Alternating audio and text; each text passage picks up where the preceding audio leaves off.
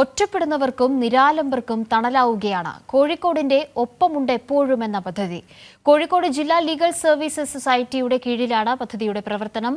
മാനസിക രോഗികളും വയോജനങ്ങളും അടക്കം നിരവധി പേർക്ക് പുതുജീവിതം നൽകിയ പദ്ധതി ഇന്ന് സംസ്ഥാനത്തിനാകെ മാതൃകയാണ്. 2021 ജില്ലാ നിയമസേവന അതോറിറ്റിയുടെ കീഴിൽ ഒപ്പമുണ്ട് എപ്പോഴും എന്ന പദ്ധതിക്ക് തുടക്കം കുറിച്ചത്. ജില്ലയിൽ തെരുവിലലയുന്നവർ, വയോജനങ്ങൾ, മാനസിക രോഗികൾ, ലഹരിക്കടിമപ്പെട്ടു പോയവർ എന്നിവരെ സഹായിക്കുന്നതിനായി ആരംഭിച്ച പദ്ധതി 3 വർഷത്തിനിടെ പുതുജീവിതം നൽകിയത് 200-ലധികം മനുഷ്യർക്ക്.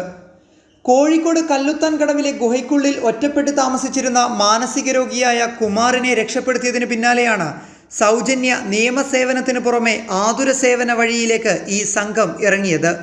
ജില്ലാ നിയമസേവന അതോറിറ്റിയും പാരാലീഗൽ വളണ്ടിയർമാരുമാണ് പദ്ധതിയുടെ നടത്തിപ്പുകാർ. കല്ലുത്താൻകടവ് പാലത്തിൻ്റെ ഉള്ളിൽ 15 വർഷമായി താമസിക്കുന്ന ഗുഹയിൽ താമസിക്കുന്ന ഒരാളുണ്ടായിരുന്നു, കുമാർ എന്ന പേരിൽ.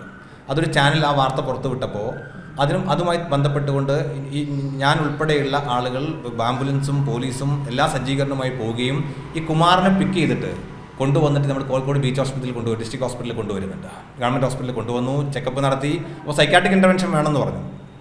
അപ്പോൾ നമ്മൾ അവിടുന്ന് അദ്ദേഹത്തെ കുതിരവട്ടത്ത് കൊണ്ടുപോകുന്നുണ്ട്. കുതിരവട്ടത്ത് കൊണ്ടുപോയി ചികിത്സ കൊടുത്തു. അമ്മയെയും സഹോദരനെയും കൂട്ടിക്കൊണ്ടുവന്നു. ചികിത്സ ഭേദമായി ഇദ്ദേഹത്തെ നമ്മൾ വീട്ടിലെത്തിക്കുന്നുണ്ട്. ഇതുമായി ബന്ധപ്പെട്ട ഒരാൾ വന്നാൽ നമ്മൾ പാരാലീഗൽ വളണ്ടിയേഴ്സിന് ഇൻട്രസ്റ്റ് ചെയ്യും. പാരാലീഗൽ വളണ്ടിയേഴ്സ് പോയി നോക്കും. അത് പോലീസിൻ്റെയും ഹെൽത്ത് ഡിപ്പാർട്ട്മെൻറ്റിൻ്റെയും മറ്റ് ഇതര സർക്കാർ സംവിധാനങ്ങളെയെല്ലാം, സോഷ്യലിസ്റ്റ് ഡിപ്പാർട്ട്മെന്റ് തുടങ്ങി എല്ലാവരെയും ചേർത്ത് വെച്ചുകൊണ്ട് ചെയ്യുന്ന പ്രൊജക്റ്റാണ്.